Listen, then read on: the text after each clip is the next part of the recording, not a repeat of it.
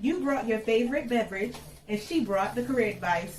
Now sit back and relax while you get advice that will take you to the next destination in your career or business. And now, Katrina Brittingham.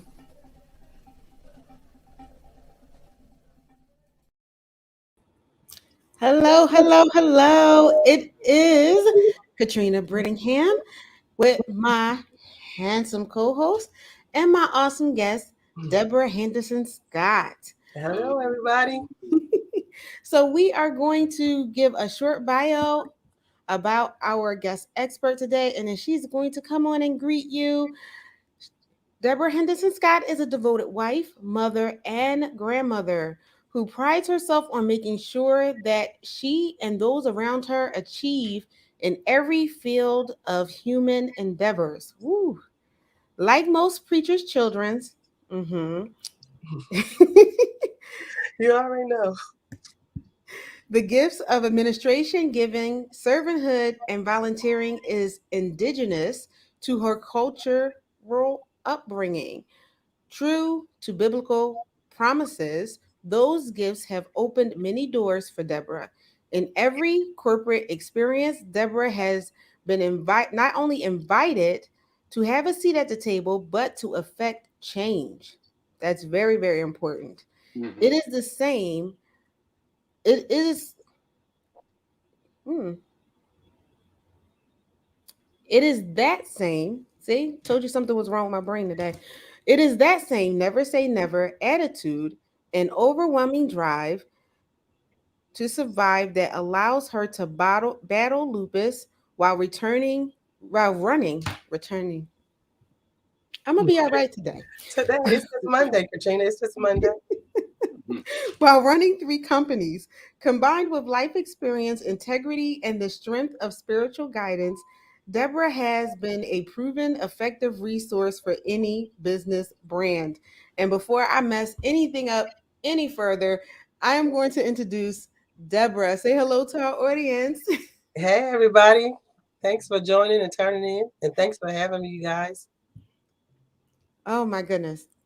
All right. So I'm gonna have to just warn the audience. My brain is I do not sound like I'm educated past elementary school, let alone I can't even read well today. So I just want to warn you of that already.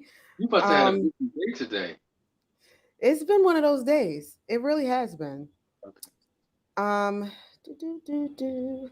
All right. So we have our questions for Miss Henderson Scott, which I do have to say, I met this lovely, lovely, lovely young lady Hmm. at the NAPW originally. Right. Exactly. Yep. Um, some years ago. It wasn't many, many years ago, but it was some years ago. And we hit it off from the door. She came back after we went over to the International Association with Women, and I kept saying, "I'm gonna get you on my show." She's like, "I'm gonna do it. I'm gonna get you on my show. I'm gonna do it." I finally cornered her, y'all. She couldn't run from me no more. Hmm. Sometimes you got to do that.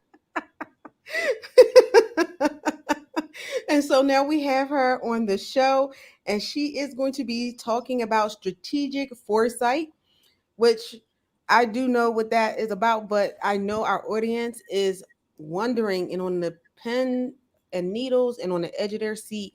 What is strategic foresight?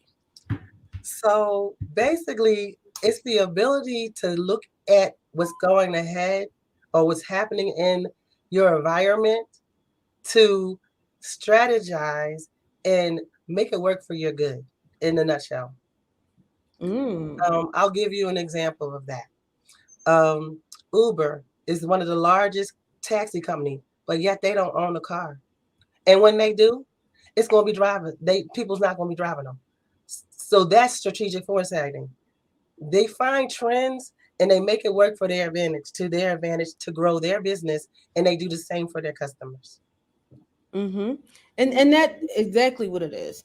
Mhm. Um, I would say even Grubhub and DoorDash and things like that, they came was like, oh, we'll deliver food to your house. When they first Right. started that, people was like, I'm not gonna have food delivered to my house. But then guess what? The pandemic hit Pandemic hit. and their business grew so much. And even after everything opened up, people are still having meals delivered. Right. They completely even pushed out most like supermarket deliveries. Exactly. Um, when it comes to that, because they deliver the supermarket food, they deliver gourmet things. I went and ordered from a nice little fancy restaurant through DoorDash. It's like I don't feel like leaving my house, but I feel like having this gourmet meal. Mhm. Hmm. And to that point, you can do that with just about everything. But hence before 2020, we weren't doing that. We was going out, trucking ourselves and the kids, getting a babysitter, and going and having a meal. You know, Mm-hmm. Airbnb, one of the largest retailers, yet they don't own no property. Mm-hmm. But we go out and we spend and have a nice little vacation. Those who still do that, and enjoy themselves on somebody, without being in a nice hotel because they don't even own it. They're renting it or leasing it to somebody. So Yeah. that's I what think strategic I foresight it think is. Go I ahead. I'm think sorry. this is a no. I just think this is a great spot for my commercial. I normally do a commercial that says, everybody said the world is changing. The world is changing. More importantly than the world is changing, how we do things is what's Right. changing. Mm-hmm. Exactly. We still have electric bill. You still have a gas bill. They still will cut your electric off. They They sure still do. cut Oh you, they yes. still will cut your gas off. Okay. They still have to read your meter, but they don't come out. A meter man doesn't come out and read your meter. They drive by your house and read your meter. So I like people Exactly. to really start understanding rather than say the world is changing. I want them to say how we do things is changing. And if you ask the question, how are we doing things and it's changing? Then you ask a personal question. The way I'm doing things, do I need to change how I'm doing things? And that's just it, Dr. Exactly. That's just it. That's how you are able to reach new customer heights. When you figure out what the pain point is of your customer, you're able to adjust and strategize to make it work for your business. And it's not just like back in the day, we all had our standardized elevator pitch. 3 minutes in, I do this, that, and the other, and boom. But now everybody got an elevator pitch. What makes you unique? How can you help me? Hmm. And you have Hmm. to Mm-hmm. learn how to adjust your elevator pitch to meet the needs of your consumer. Hmm. Right. And because it's not about what your need is, even though you have one. Right. It's about meeting the need of other people. Exactly. And just going back to the strategic foresight, what popped into my head and you were there when I started everything. Hmm. And I was like, I'm gonna be virtual. Everybody was like, well, what? You're not gonna have a brick and mortar, you're not gonna see people face to face. And I was like, not unless I have to. Right. But then COVID happened and everybody was trying to scramble to get online and adjust to the new normal, but it was my already normal. Right. And so I had that strategic because my thing was I want to meet people where they are. I don't want them to have to after they come home from work have to go out to another building. They can be, comfortable, have dinner, see their kids, kiss the babies, kiss the husband, and then Mhm. they can go off and do what they needed to do. That was my vision. Exactly. And here we go. I remember you sharing that with me back. I think it had to be like maybe 2018, something like that. It was longer than that. Like I've been in business come December for 10 years. Wow. I Wow. my heart almost stopped. I'm like, what? 10 Wow. years? Um so Hmm. 10 years ago I had this foresight. Hmm. And yeah, think about it because we were in APW Hmm. when we met, and it was before they were even way before they were talking about IAW, the International Association. Right.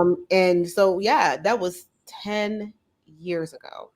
And I just can't believe it. But it Yeah. is strategic foresight because who knew? And see, my strategic foresight had happened by chance because prior to that, I was still working corporately, and my health issues got in the way where it wasn't safe for me to be face to face anymore. So I Hmm. had no choice back then to pivot into this space of working for myself, working from home, doing everything virtually. And then I realized, hey, there are a lot of other folks like me who need to have that same space. So Hmm. that's how I got into the virtual call center business because I had a need to protect my health. Hmm. you know. And then as far as reaching my customers, it's harder to do now because, you know, they're not in your office. Before I used to, do my little canvas hunting and go door to door knocking the old fashioned way. Now we got click funnels and automation to do that for us. Mm-hmm. Strategic foresight to make it Yeah. easier, make things easier for Mm-hmm. you. Most So, That, definitely. I wanted to get a little backstory on Ms. Scott because I heard three companies, which is impressive. I heard corporate. What is your backstory? Where did you come from? How did this begin? What did you do in corporate? And give us a little of that. oh, well, I've been in corporate for a long time, but how I got into business is because I'm addicted to volunteering.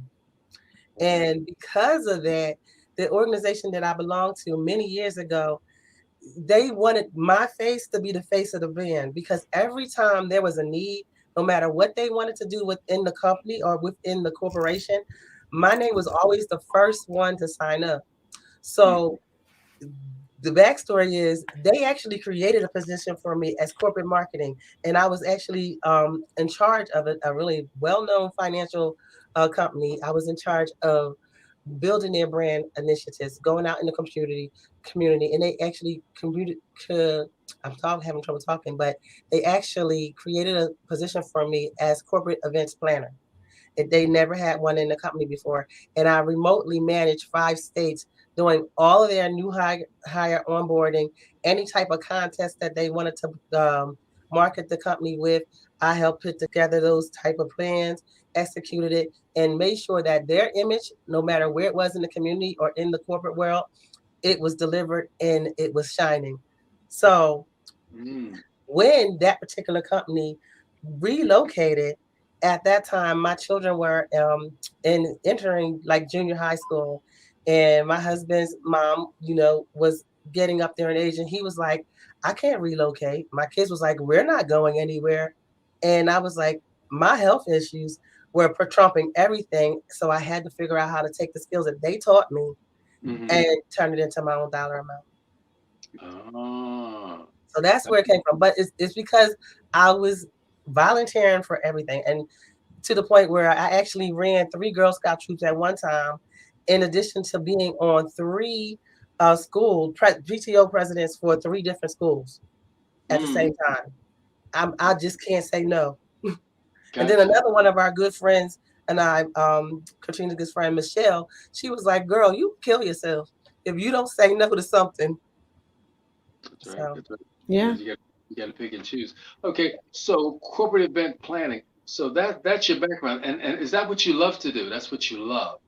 I actually love helping people. So everything I volunteer for is some type of service to educate or bring up somebody else.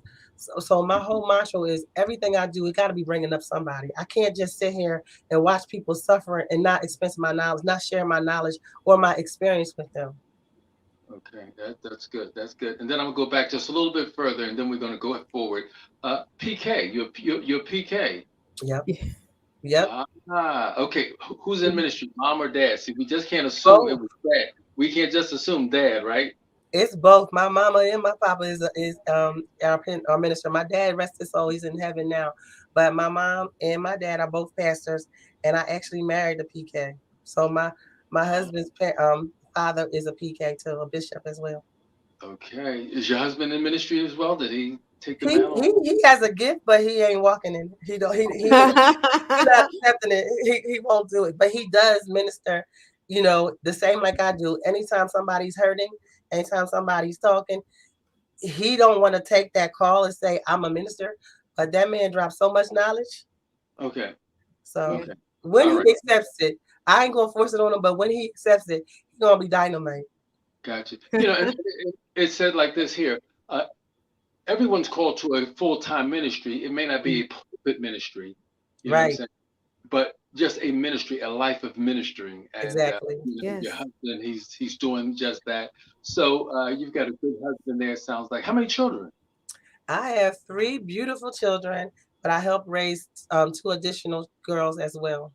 Okay, so that's a total of five. Yeah. Okay, And all the right. girls that I helped raise, one was my niece and one was a member of our church who just taken to me. So we end up helping grow her to a nice adult.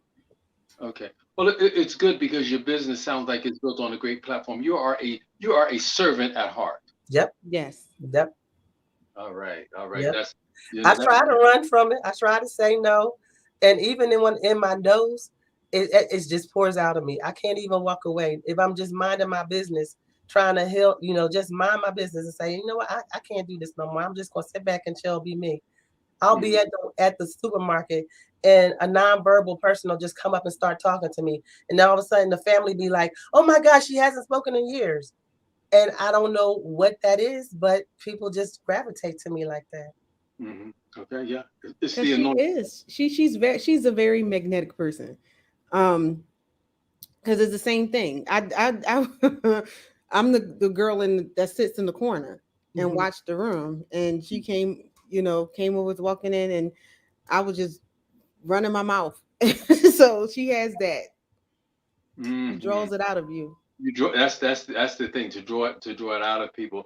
You know, I think it was FDR that said people really don't care how much you know until they know how much you care. Exactly. That's one of my Exactly. favorite quotes, actually. And when people really know that you care, you know what I'm saying? I mean, you can't fake that. You know what I'm No, saying? Pe- no, People actually feel and they're moved by your authenticity. that's Yes. So true. so like you said, when you draw people out, that's you know what I'm saying. That's God given. So your business is on a great platform now. In terms of your business, three companies. I mean, which I mean, we can't talk about all of them tonight, but which one do we want to talk about tonight? Which one do we want to highlight tonight? Tell us all of them, and then let's find out the one we want to highlight. So I actually do own three companies. I own a promotional product firm. That's my love. That's the gift that God gave to me. And again, that's called Unlimited Opportunities Promotional and Marketing Solutions.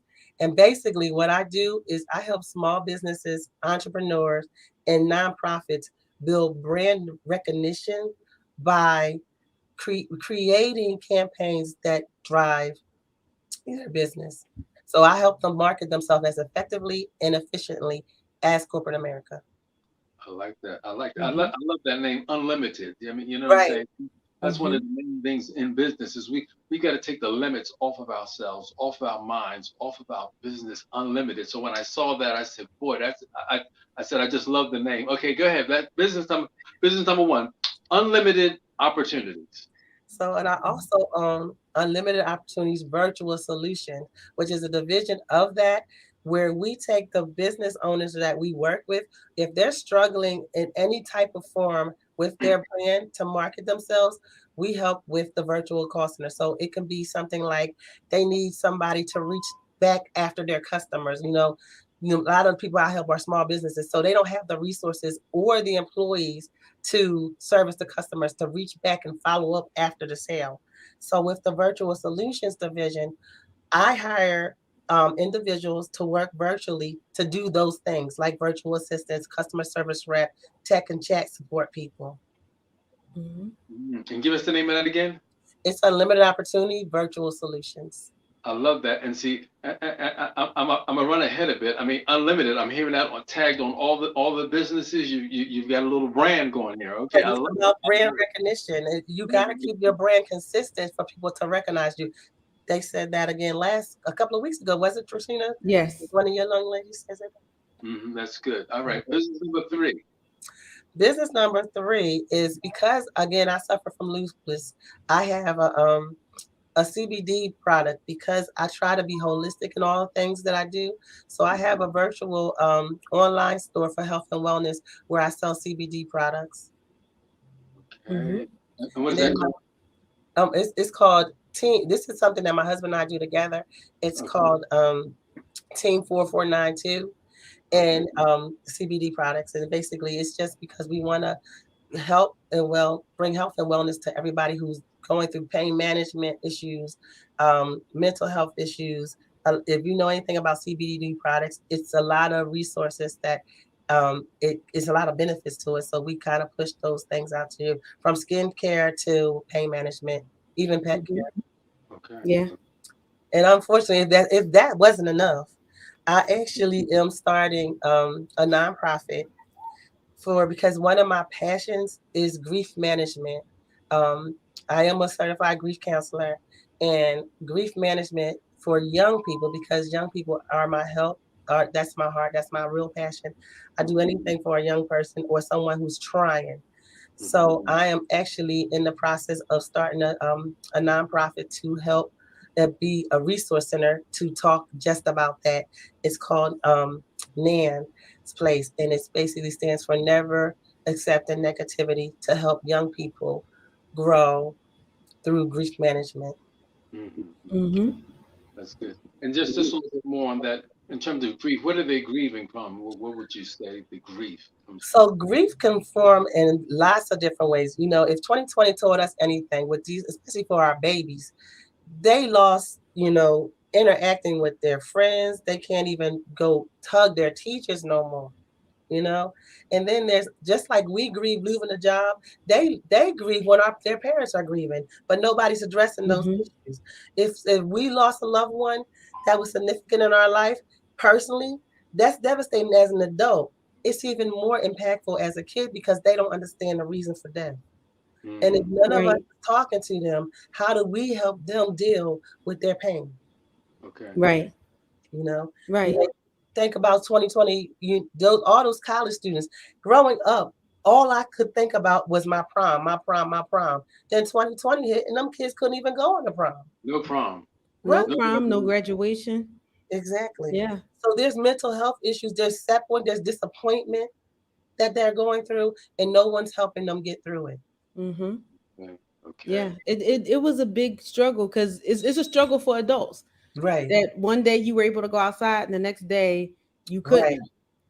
And Right. so taking that from kids, like they got taken away from their friends and everything. So um having my guy kids and everything like that, um we knew we really had to deal with their mental health. Like they really started going through it, and it's something that you don't think, and everybody thinks that children are so resilient, which they are, Right. but they're still people. And They're they don't still understand. human. And Yeah. it, just like you're going through emotions, like I think the hardest thing about me when I started working remotely is I was in this house all day with nobody to talk to. And I Hmm. started saying, dang, I miss the coffee talks at the cooler. I miss Yes. walking down to the cafeteria. I miss the actual interruptions of people saying, girl, log off of me. Let me tell you what so and so did. I miss all of that, you know? And kids got that same thing when you just sitting behind a mask in front of a television screen, although they love the video games, the interaction with the people is different. And that's a loss for them that they go through. Just like when Hmm. grandma or grandpa die and they understand death is real, but you just can't push a button and say restart this thing in life Okay. Yeah, unless you talk to them about grief. When grandpa dies, it's forever. that's true. And you have And to teach them how to manage that. we do. And that is actually another show. Right, right, right. Because we got way off a topic.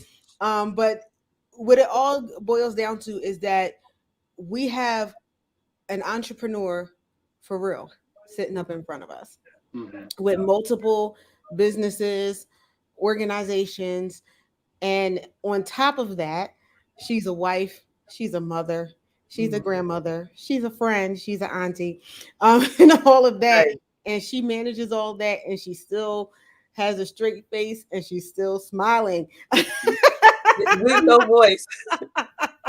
Yeah. I try. I try. I try. So the So next question is, how do you break through your predepositions and your predepositions, your biases, and your assumptions to really prepare for the future? that is a great question because when you go into business meeting, you automatically think you know something about what's going on at that company, right? Say for instance, I'll give you an example in my own personal business.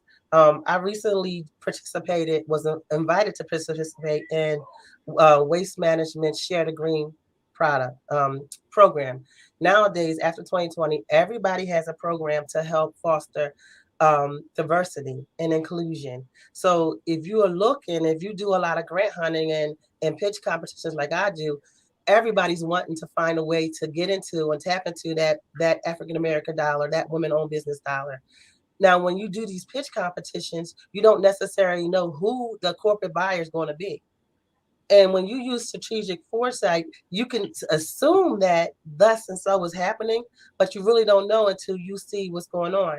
And the way I use strategic foresighting is I try to scan the environment to figure out what's going on, what's happening in the world that I can make that's universal no matter who the corporate client's going to be. Mm-hmm. So in this particular event, there was 1,300 female-owned businesses who were invited to participate in this competition. They only accepted 300 of them, and only 1% was offered contracts at the end of it. You didn't know who was going to be on the other end of the spectrum. All you knew is that you had 90 minutes to pitch for you to get invited to the next session. And once you got invited to the next session, you still didn't know who was going to be at the end when it comes to final pitch day. You just had to be prepared to tell them what you do that speak to them. Mhm. So what I did is I'm like, how do I pitch to somebody I don't even know who they are? I don't know nothing about their business. I don't know what's going on in their world. But I did know that universally, every company is suffering through hiring people and fears of going back into the office. So that's what I geared my pitch around, or how my business can help grow your business, whether you needed to provide uniforms or just motivate your employees. And that's how I end up changing that particular instance. Now, how you get around that is you just got to get out your own way. You don't know everything.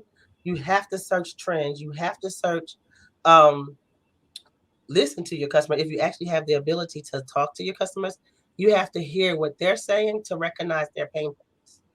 And once you do Yes. that, and having an honest conversation, whether it be the head of the company or the person, just saying, signing the checks or answering the phone.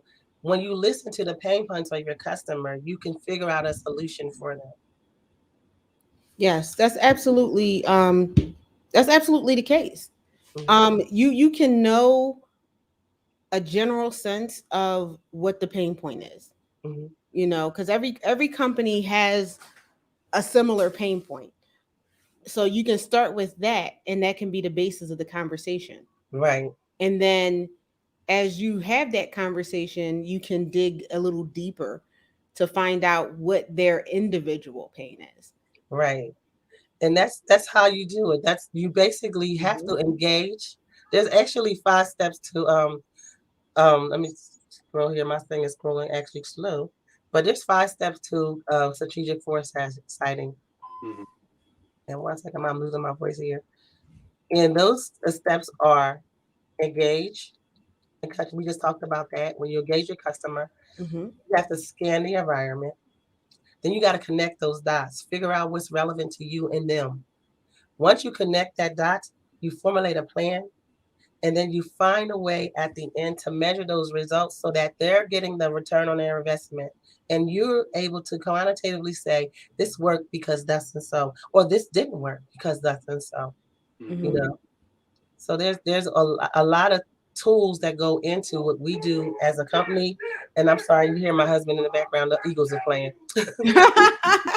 They must be winning. So listen, he's a diehard Eagles fan, and I'm a diehard Steelers fan. I don't care what them birds is doing. Steelers. I'm a Well, Steelers fan for life. you're still my friend. It's a whole lot of great things happening in Pittsburgh, though. I tell you that. Right, right. I ain't never been there more overnight, but I still love them since Mean Joe Green. Okay, go back to the Frank O'Hara days. Right. But yeah, that's basically how you get past those procedures. You just gotta open your mind and listen. The key to any business is listening because you're not always right. And unfortunately, I am one of those people who think I am. And that's a hard thing to just be honest with yourself and say, girl, back up. Slow this down and listen. Yes. I so many people would agree with you with me that I'm that person too. So yeah, I sympathize. But you know what? You know, my bishop always says something. There's a thing about self confrontation. If you know you know your weaknesses, it's up to you to check yourself. If you can't check you, I think one of those housewives said, "Who gonna check you, boo? You check Yeah, you. You know." yeah, That's important. That's important. Yeah, So that's yeah. that's what I. Before and we move on to the next, I do have to come in. I'm gonna let you do the next topic, but we are actually at the half of the show, so we are do have to go to our break and pay our sponsor. So will you do. can go to the next bullet, and after that, we're gonna go straight into the break. Okay. So again, we talked about scanning in. Why is it important to be innovative? I think that was my next question, right? Mm-hmm. So if 2020 haven't taught you anything about business, if you're not prepared for tomorrow, you're going to be lost in the game. So you have to know if you're ready or not. So organizational excellence is a key before you even start strategic planning. Make sure that you have your ground footing together first. Mm-hmm. And if that's not working for you, we got to figure out where you're messing it up at, and try to fix that first before we go into looking into the future. Because if you don't have your foundation right, you can't grow your business. Yeah, you can always work for what's going on, like normal, status quo, because it's working now. But Mm-hmm. eventually, it's working now is going to run out.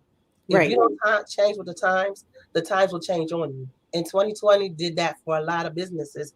That's why so many people closed doors, because the world changed and we didn't.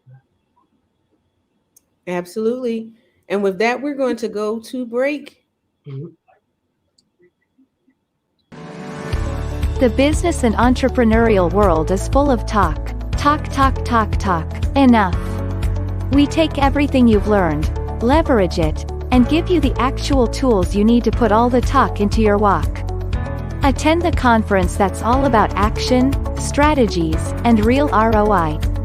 Your executive GPS ticket includes access to seminars and workshops where you'll learn business financing, such as loans, grants, venture capital, and angel investors.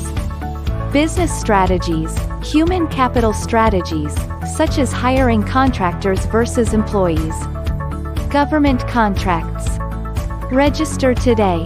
www.theexecutivegps.com.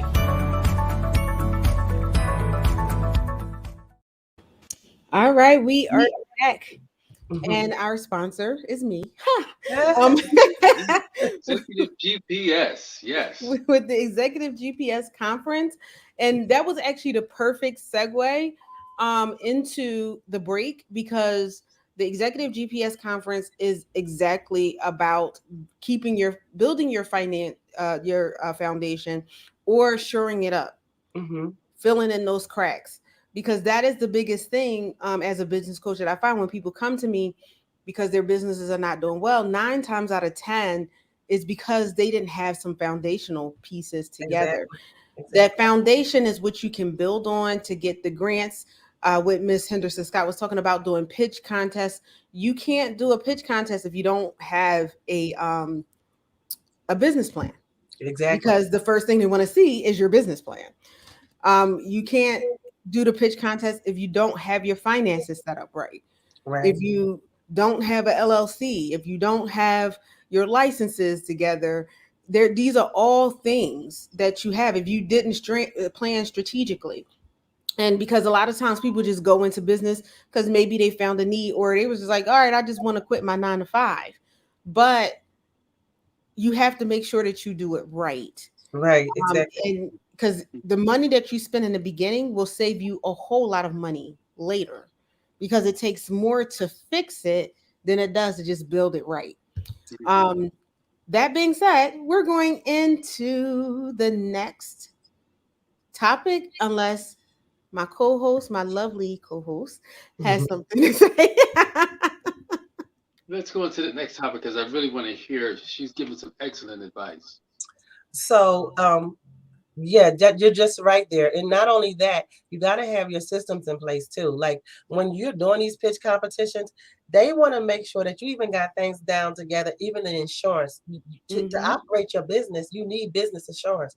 A lot of Mm-hmm. these entrepreneurs jumping on the 2020 pandemic money event, and they don't even have foundational things together like business insurance. Mm-hmm. So if you're having a product service business, you need to make sure you have insurance in case you selling an umbrella that pokes somebody in the eye. Now they coming after you because that was your name on there. Right. You know, so just simple things like you selling sea moss cream that breaks somebody out. Where's your business insurance? Right.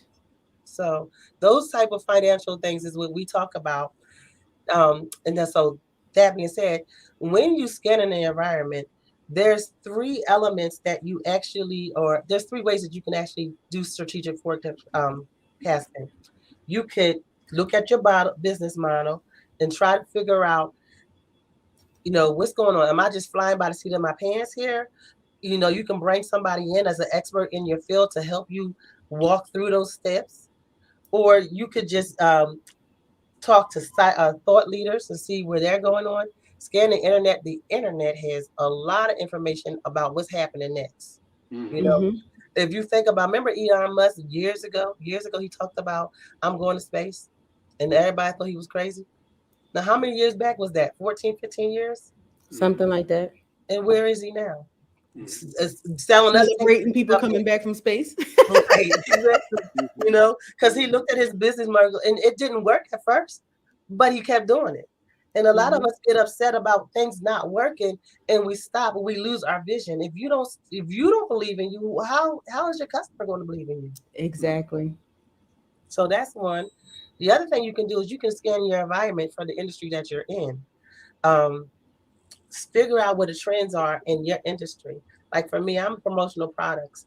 And in my industry, it's all over the place. It's $1 billion business. So it's forever changing. And if you don't know what's going on, before in the back in the day, it used to be just, pens, and I'm selling pens and magnets. It's so much more than that. We put our brand Mm-hmm. on everything from cell phone cases to microphones, you know. Mm-hmm.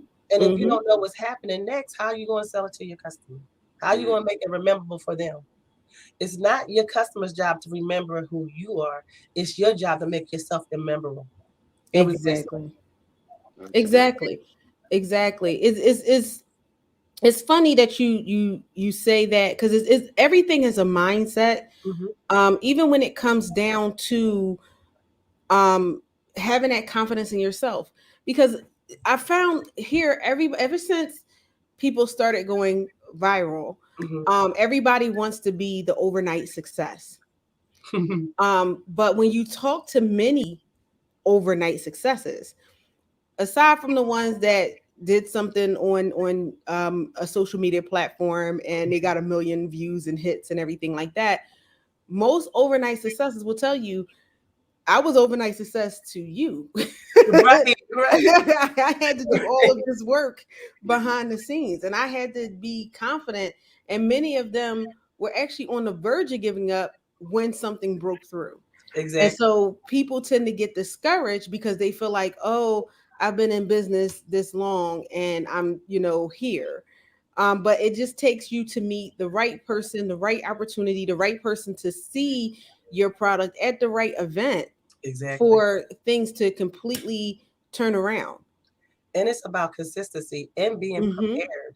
Mm-hmm. I like to think about you. Remember, I don't know if you guys are biblical also, but the stories of the bride of the 10 wise virgins. There Mm-hmm. was 10 of those girls. 5 of them came prepared. They said, "Okay, we don't know how long it's going to be before the bride gets here, the groom gets here, but we might run out of oil, so we're going to pack a little bit of something aside." I'm Mm-hmm. paraphrasing, of course, but and then there was 5 who said, "Well, wait a minute, it's getting late, and the groom is coming. Sell me some of your oil." And they was like, "No, because if I sell you some of mine, I ain't gonna have enough." Those who left, they came when they came back, the groom had came, and they missed. They weren't in there. So my bishop always say, "Don't leave too soon, stay too long, or get back too late." And that's Right. what it is with business. You have to be prepared in every single step that you go through. Yes, You know? absolutely. And yeah, that preparation is there because you never know when someone is going to ask for something. You're And right. I can't tell you just how simple, and I know I keep bringing it up because you might have some people who have the business insurance. You might have some people who have some things, but the main thing is because people will tell people, "Oh, you don't need a business plan." Hmm. And that's the most basic thing that you need in business. First, And if you don't have it, it makes you look unprofessional, not just unprepared, but unprofessional. How did you come to this like without a business plan? Because your business plan has everything. It has the forecasting, it has your vision, your mission, how you even saw your research of the industry, your financial plan, how you see how you're going to spend these people's money that you're pitching in front of because they right? want to know how you're going to spend their money. They want to get their investment back, their ROI. And if you don't have that written out, because you can say it, but they want to see it in writing. They want to see that you actually put thought into this. And, And so that is the biggest thing of preparation. and not only what you want to do, you gotta know who's doing it, who's in your space, and what Exactly. makes you different. I talk to a lot of entrepreneurs when I would ask them, well, what are your competitors doing? And they don't even know who their nearest competitor is. Mm, You know, so how are you gonna beat somebody at the game when you're running behind them and don't even know who they are? You could be exactly. proactive or reactive. Which one are you going to do in business? Mhm. Exactly. I And was the worst thing to be is reactive. I tell people is one thing to be prepared for the fire. You got to have the fire extinguisher. It's another thing to the house goes on fire and now you're running around trying to find a fire extinguisher or Or a you running bucket to around throw trying to some find a water on. phone. Right.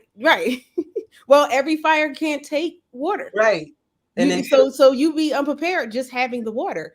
And because you can throw water on a fire, depending on the type of fire, it makes the fire worse. right. So if you don't have that preparation, then it's just not going to work. Or if you keep having these little fires and it's like, well, I'll just wait for the little fire to come up. You knew when it was smoking over there. It You was saw it. smoking. You It was saw it. smoldering over there. And you're like, I can wait on that. But then by the time you do that, the whole building's burnt down. Yes. Yes. yeah. So I so was in just, a, I go wanted ahead. to jump in because that was such a good analogy with the five foolish virgins and the five wise, because in that story, all 10 of them slumbered and slept. It wasn't like five Mm-hmm. of them did and five of them didn't. All of them slumbered and slept, but it was the preparation, that they took a little extra oil. And Mhm. that's one of the things in business. You're going to make mistakes. You're going to drop the Mm-hmm. ball. You're going to get caught sometime with your pants down without the insurance, without you're going to make those mistakes in business. But the key is when something is brought to your attention, you've got to deal with it. You've got to address it. Right. I'm saying, Mm-hmm. Right. you know what I'm saying? If you come along and you step on my toes and I don't have that, don't be too prideful to say, I don't have that. I need that. And that was one of the things you said, which I can contribute a lot to your success. Is you said, I think I know it. And we all do in business. You know what I'm saying? Mm-hmm. But when you get to a certain point, you get to a point where you humble yourself. Listen, I know what I know, but that's all I know. Right. Exactly. And I you don't know what can't you know. So exactly. then I need to get to a space where I can start receiving, you know what I'm saying? Because that makes me a better, sounder Mm-hmm. business. So I just wanted to just, Mm-hmm. prepare. And prepare means you don't got to know it all. It just means when you come down to someone who tells you what you need, like Miss Scott's going to tell you what you need, get That's it. Right. a lot of people try to be more than what they are. If that's not what you do, boo, that's not what you do. Right. But you have to be that shows integrity when you can say to them, all right, I know you're looking for this and that. That's not my expertise, but I'm willing to do this for you.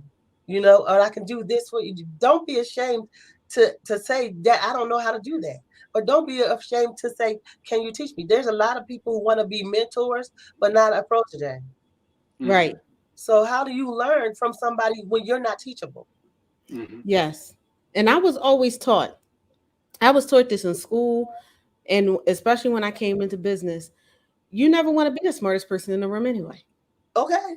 Because if you are, you're never going to grow. Because Mhm. and part of business, like that people don't know, part of that is evolving. You Exactly. have to be able to evolve because if you don't, many businesses have gone out of business because they couldn't evolve. Exactly. And it's same thing with COVID. COVID made people evolve. Yes, it made them step back. It made them poll their customers. It made them poll their staff. It made them appreciate their staff because now these people they making more money sitting at home than coming to work for you. So now how do I get them engaged again? How do I tell them I appreciate the work you did? Because before it didn't matter. They needed your job in your mind. Mhm. Mm-hmm. Now Mm-hmm. basically I twist their arm and give them $3,000 bonuses to come back and do the same job. Yeah. And even then they still there are 11,000 openings, Right. 11,000 people unemployed. There are 9 million job openings now.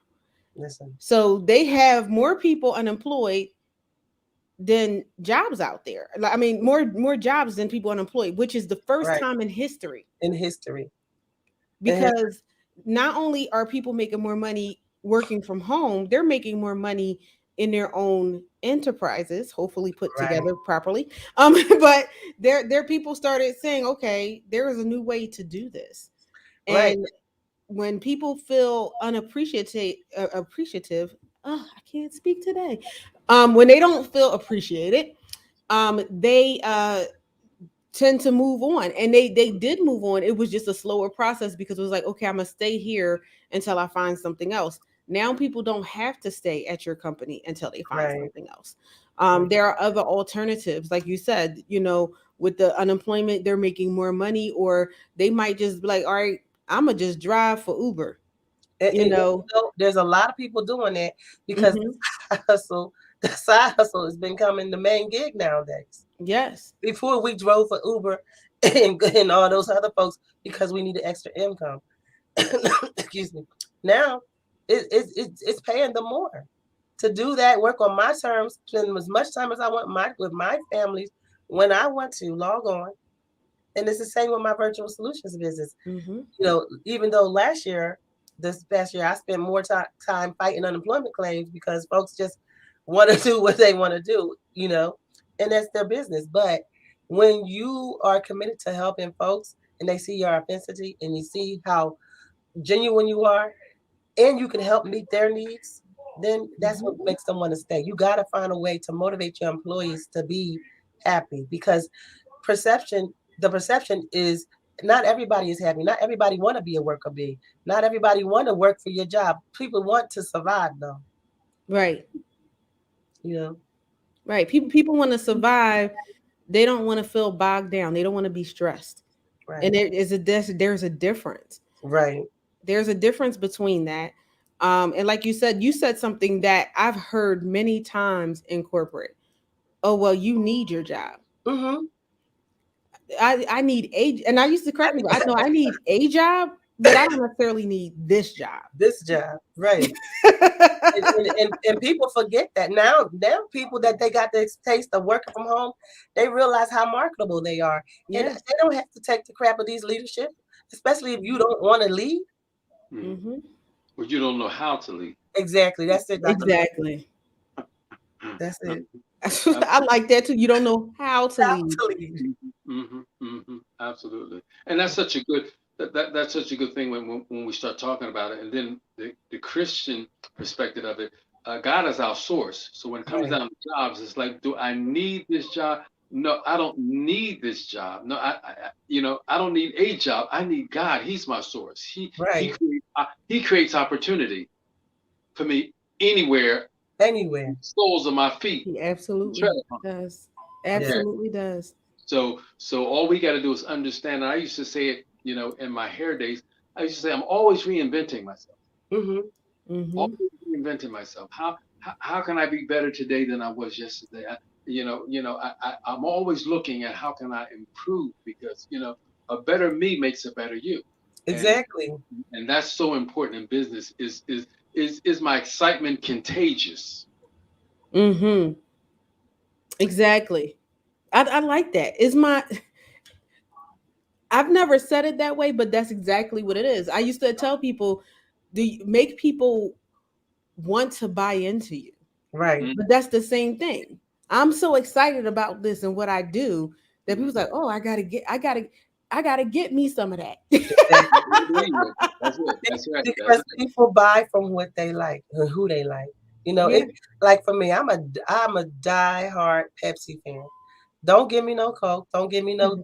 So I need Pepsi. Why? Because it triggers an emotion. If what you giving ain't triggering an emotion, then they have no brand value. Right. And what you do, your services got to have. You have to present yourself so that it makes people tell the story for you. Yes. Mm-hmm. Build Like those business evangelists. That's what they called them. When I saw exactly. that, I said, wow. Yep.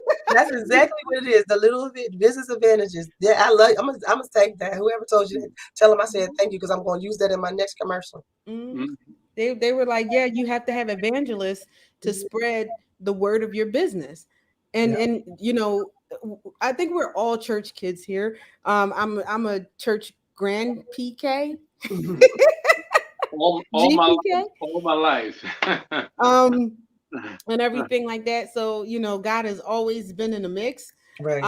And I've never heard evangelists outside of church until I came across that. And I'm like, but wow, it is the same premise. Is Right. someone spreading the word of your business. And how do you get that? You get that by invoking the excitement, Exactly. by evoking the emotion of it, Mhm. and people are the best advertisements of your business. And they'll tell you that even now with doing social media marketing, you may get some people, but the most you get is always word of mouth. Yes. Exactly. Exactly. And I mean, again, when you have your click funnel set up correctly, you got the lead behind, you got the lead, all that's good. But if people, like I like to say, my dad used to say this all the time: game recognize game. And if Mhm. you are not effective in what you're doing, people see right through that. So Mhm. you can walk Mhm. this walk all you want, talk this talk all you want, but real brand recognition is going to speak for itself. You're going to get the repeat exposure, and people will come back again and again and again because you're authentic with your product and your service. Mhm. And that is true. You know when you're being hustled. Mm-hmm. And that's why I tell people, know what you know when you walk in the room, because you might think you're fooling people, but Right. people can see through when you don't know what you're talking about. Exactly. And I've sat there so many times with people, and they're sitting there talking. I'm like, they really don't know what they're talking about. But people won't tell you to your face. Right. That's where the closed door conversations happen. It happens in corporate, it happens in small businesses, it happens with entrepreneurship. When you walk out, the thing is, you don't have to worry about what's being said to you to your face. Mm-hmm. You have to be worried about what's said What when you they walk out that room. say. Mm-hmm. That's so true. And that's so true. And it's a lot. And again, we take it back to why people are not going back to work. It's because they feel like, you know, why do they really care? They say and they care. They say they're gonna give us a bonus, but they don't care about me. They don't care about my work life balance. And Right. it's your responsibility to manage that for yourself. So that's so true. What they say about you after you leave is Yeah. the key, you know. And I like to be. Somebody say I want to be a fly on the wall so I can hear. But this is where getting back to forecast, strategically foresight. If you pan your customer, if you do exit interviews, after the sale, you get to feel for that customer. You know what's happening in your business. I talk to so many business owners who don't even follow up with a thank you after the sale. Mm, So how are you going to know whether or not the customer liked your product if you're not even reaching back to say thank you for your business? Mm-hmm. exactly. Exactly. Let me tell you, a thank you goes a long way. My grandmother said you are always supposed to say please and thank you. Mm-hmm. Mm-hmm. That's a And you still, no matter how the world has changed, a please and thank you goes a long way. Right, Even to the point where you ask someone, how you doing? right, We got into an environment where you say how you doing, people thought that was just a greeting and just walked off. right. I would throw people off. I'm like, how you doing? And they were like, and I'm like, how are you doing? mm-hmm. And they were like, Oh, you really want to know? Yes, I want to know, how are you doing? That's right. That has won me more sales Right. Right. than all Ask of some the questions. strategies that people try to come up with. Right. Because a lot of people say, we started joking before we got on this air. I was like, ain't no sense of complaining, nobody listening. But when you listen to your customers by doing an exit survey, saying thank you, not just, oh, can you give me a review on Yelp or something like that, but actually saying, how was the product for you? What did you like about it? What didn't you like about it? Survey what's going on. What could we have done better? And you can Hmm. even ask those same questions of your employees to know where they're talking about you, because your employees going to tell you beforehand. They might not tell you to your face until you ask them. That's why focus groups are so important. Hmm. You And, know, and anonymous ones, because right? companies will sneak those surveys in, but it'll say name, department. It's like, I'm not going But to tell I ain't you gonna my tell you honest all. Right feelings, because then you're going to come and now, next thing you know, I'm not up I'm for a not going to promotion. incriminate myself, right? I'm not going to incriminate myself, You know, right. back in But the day, we used to have the suggestion boxes, but we're not in the office no more. So how do you have a suggestion box if you're not in the office? yeah, Right. So you have to Miss find Coach, a way to serve it. you hit a key point that I think is worth remembering in just marketing people's space is, oftentimes we don't like to get the feedback on what I did wrong or what I did right, but you said a profound question that we need to ask our customers, our clients, is what could I have done better? Right. Hmm. So Exactly. you want to know what did I did right. See that's something that I would shy away from early on in business. Even when I was in the salon, it's like, what did I do right? That's good. Yeah, yeah, yeah, yeah, yeah. You know what Hmm. I'm saying? Yeah, just for the Okay, back. Right. very good. You know what I'm Hmm. saying? But now here's the growth. What did I do wrong, and what can Right. I improve on? See, Right. that's where the business is going to be built on, and you hit that today. I just wanted to just kind of like have our listeners just have that echo in their spirit and in their mind. What did I do right, and then what did I do wrong? Hmm. Because now Right. you're the most powerful question: what can I do better? And getting better Exactly. is the key. Exactly. And Right. Mhm. that's how you do strategic forecasting, because when you're listening to the customer base, you're finding out firsthand where their pain points are. You're finding out, and then if you just do just a quick scan of the environment, a lot of times it'll line up with things that's happening. You Hmm. before we even had the pandemic. Remember when it was the bird flu? How many times did President Obama talk about that? And nobody said anything about being prepared for a vaccination. And nobody said anything about being prepared for bad days to come. Bad Right. things happen. And we always left in the dark, trying to scramble out how to keep our doors open, how to win our customers back, because we did not correctly look at the trends to come. And you can find that in a lot of different things today. You Mhm. know, now they're talking about again the holiday season coming up, and there's a whole ocean full of cargo ships waiting for products that's stuck that can't move. Is that Right. coincidence? So how do you prepare for that? How do you, as a business owner, prepare for you're not being able to meet your customers' needs without having a game plan beforehand? Those Right. are the type of strategic forecasting that you have to see as a business owner. How do you make that adjustment for things to come? Well, see, and big organizations did that. It was called an emergency management plan. Right, And small companies do not have that. And right, I used to would say that. I said, well, what's your emergency plan? What do you do if I would say, well, what would you do if the lights went out in your house? And it doesn't mean that you didn't pay the bill. You could have a brownout. exactly. Roll How would over. you manage that? How would you still get, and you have all of these clients, because we're talking about products, but then there are service environments too. How do you still perform that service if how you normally perform the service doesn't work? Exactly. Exactly. Especially nowadays because everything is online. If you have a Yeah. rolling brownout, remember a couple of years ago, that's what they were doing all over to preserve energy. Mm-hmm. Mhm. And Mm-hmm. occasionally they still doing that out in Texas. Just I think last summer they did that. Mm-hmm. Yeah, so you have to be prepared, and as our audience member said, you have to create an environment where people feel free to contribute, an environment of trust, and that is Yes, so true. An environment, it used to be like that, where you trusted your employer trusted you. We went into such the distrust where your employees were the enemy, the management was the enemy. Mm-hmm. When feedback is given from even the customer, I've heard um, business owners tell customers off in the store for things that they're telling them that's wrong, Right. or or just sending when you see the reviews and they write, well, this is what happened, and they'll get on and tell the person off, don't talk about my business, take that down. They're telling you the truth because it's 10 more people who had that same experience of your burnt food, Right. but they just didn't say anything to you, and they're Right. just not going to go, and they're just going to say, don't go there, they burn all your food. Mhm. That's dangerous because a silent customer is the most dangerous customer ever, Mm-hmm. because you don't know what they said. They used to say back in the day, it only takes one person to tell them say something negative about your business that'll drive the force down. But Yes. when you have good service, do you go tell that same stuff? No.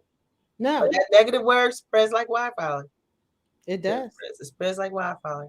That's so important. And I'm gonna say this because I know we're close on time. But I'm from the old school, and we were raised that the customer is always right. Hmm. That's what I wanted to add to that. The customer is always right. How they go about sharing their discipline or their thoughts about you may not be the right way. Right. You have a complaint, they're right. So as a business owner, you've got to understand the customer is always right. Now the way they go about it, how they said it, it may not be right. But if you take time and listen to your customer, listen to the complaint, you're going to be better. You're going to grow stronger, and your business is going to be here. It's going to endure the longevity, and you're going to be able to hand it down to your children. Now that's business. Right, Yes. right, Yes. exactly. And that shows, again, that goes to the integrity of your brand, because you want to hear those things. You want to hear the dissatisfied customers so that you can make the adjustments. Yep. Hmm. And we are about to wrap it up because we actually are over the hour. But the one thing that I thought, and it kept coming up in here, but it kept slipping my mind, is because it was so many nuggets, is that you want to show your employees and you want to show your customers that they are valued. All Exactly, of that goes under the umbrella of value. If exactly. they don't feel valued, you're not going to keep employees. If your customers don't feel valued, you're not going to keep customers. And so, because you can even do a poor job Mhm. and get feedback and reach out and say, I understand this, this was disappointing, this, Hmm. we're going to do this to make it better. A lot Yes. of companies will even give a discount on service or Mhm. something free, but like, we are so sorry that this happened.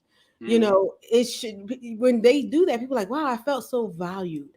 Right, And that's what people will say. I either didn't feel valued or I felt valued. People exactly. will say that little small word Mm. that meant everything we just said in here. It all comes down to value. Yes, And do they see your value at the end of the day?